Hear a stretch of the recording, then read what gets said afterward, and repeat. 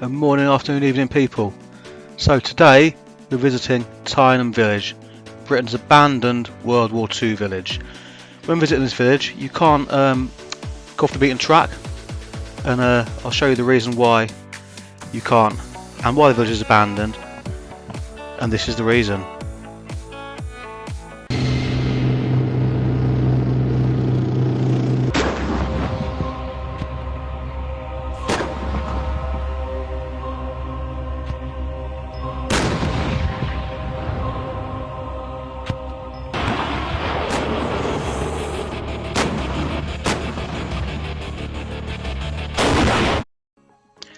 This village was taken over at the beginning of World War II by the Ministry of Defence to be used as tank ranges and a training area for the British Army.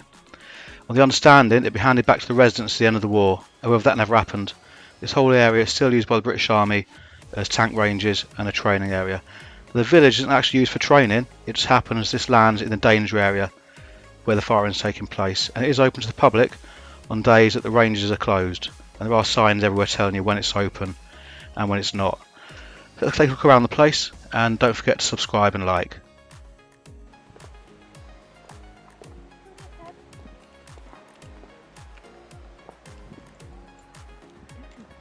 This is a very small room. No idea what that would have been.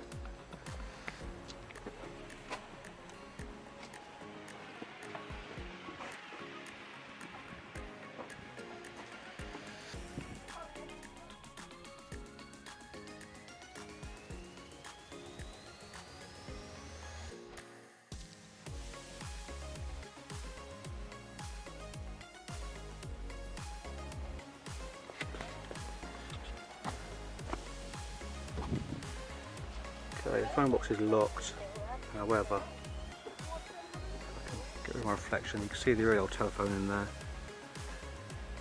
Don't know how original that is.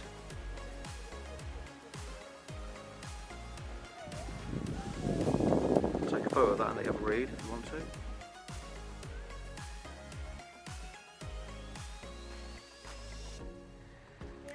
Okay, so this was the labourer's cottage, number 2 the row.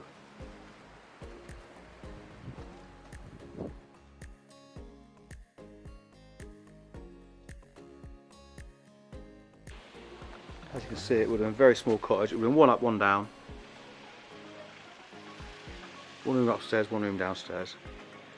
Back door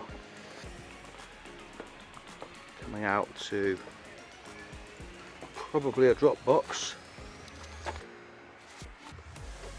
some kind.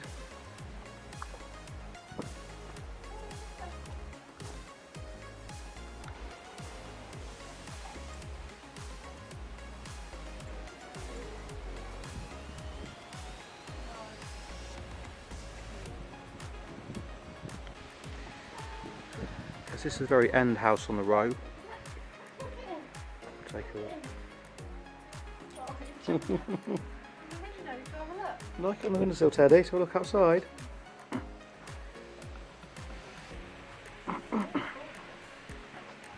Okay, so this was the schoolhouse. So I'm guessing there's a very small population here if this was the schoolhouse. See the size of it? It would have been upstairs, but where would the stairs have been?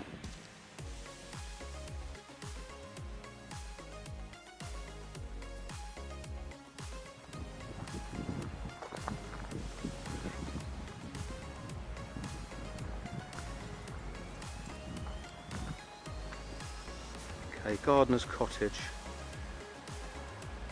which would have been this building, however it's fenced off and we can't get into it.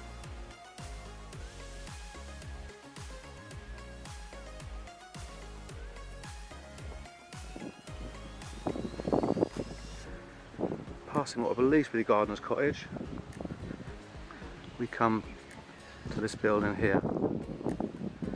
Or was that the gardener's cottage?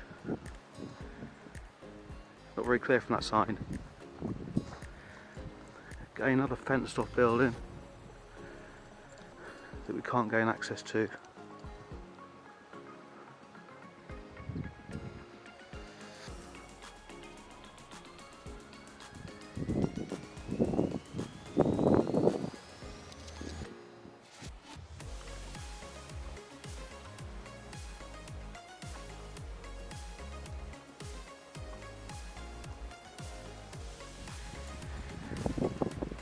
So back to this other cottage. Look around the side of it. So this would have been the front.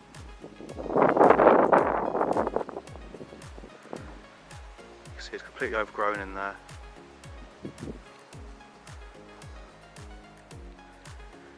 That to me looks like it could have been two houses, one up, one down houses.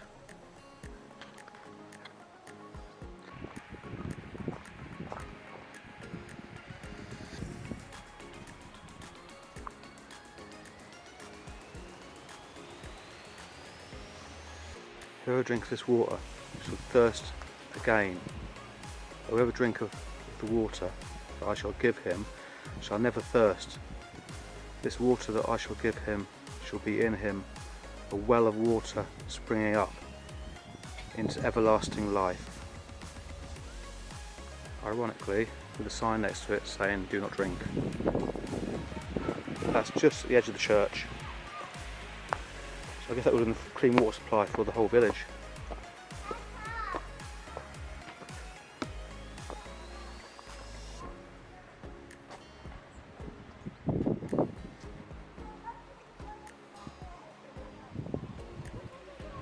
Get a date off that. So now we'll head up and head in to the church.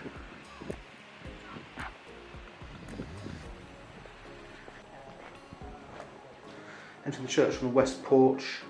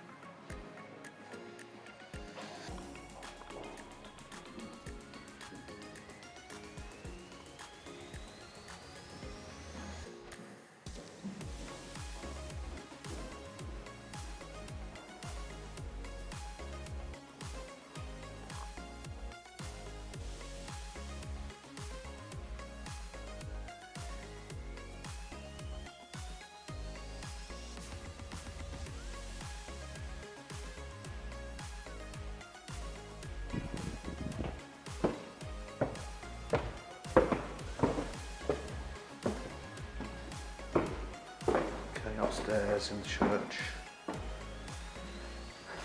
very small upstairs area.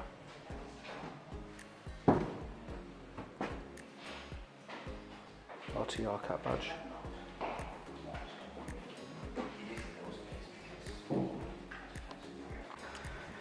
Interesting thing to note, found a fairly recent grave there, 2015, so I'm assuming they're still allowing burials to take place here. This building here, it says Tyneham School.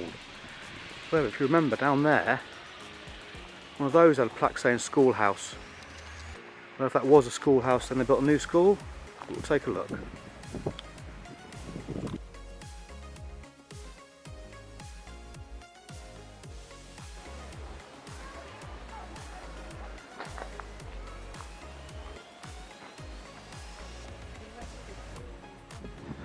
Okay, so we're now heading around the back of the rectory cottages.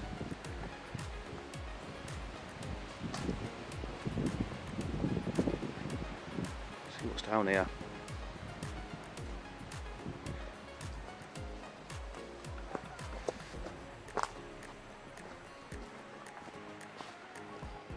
Another fenced-in cottage of some shape or form.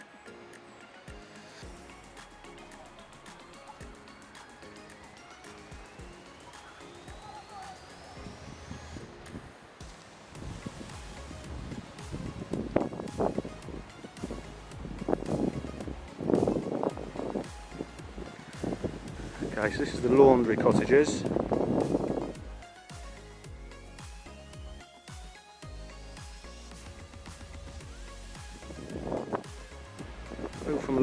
cottages. We've got this. Go and check this out.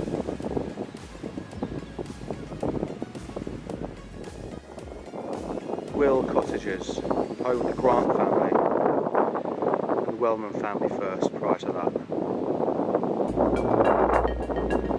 Going the size of some of these small houses with small cottages, people were living in 2 rooms, one up, one down. This family looks like I had a very decent sized house, so they must have been quite well off.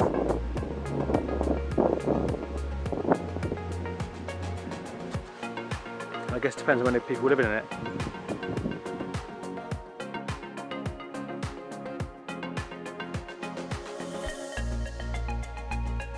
It looks like they had their own water source around the back there.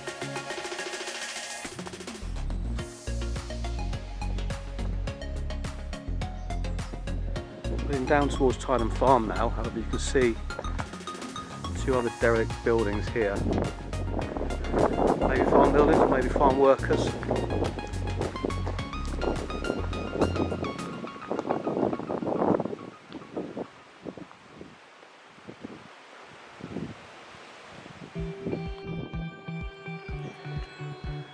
This was a seed barn.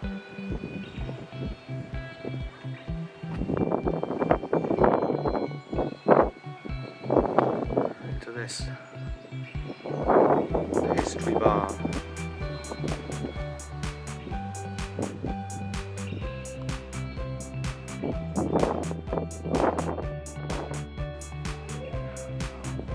Back of the barn. To the bull house. Across the aisle for the stables to the cart sheds housing wagons, puts, rake, harrow, roller, hay tedder, all the other implements required on a farm in pre-mechanical days.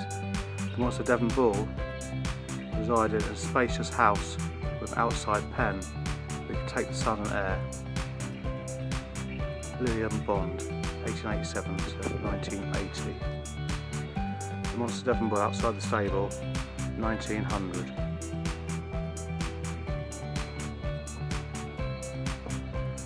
Okay, so that's where the bull lived.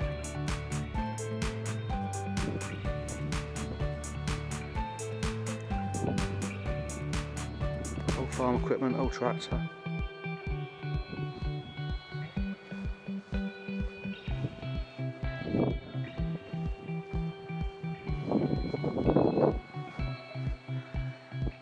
Okay, this was the hen house.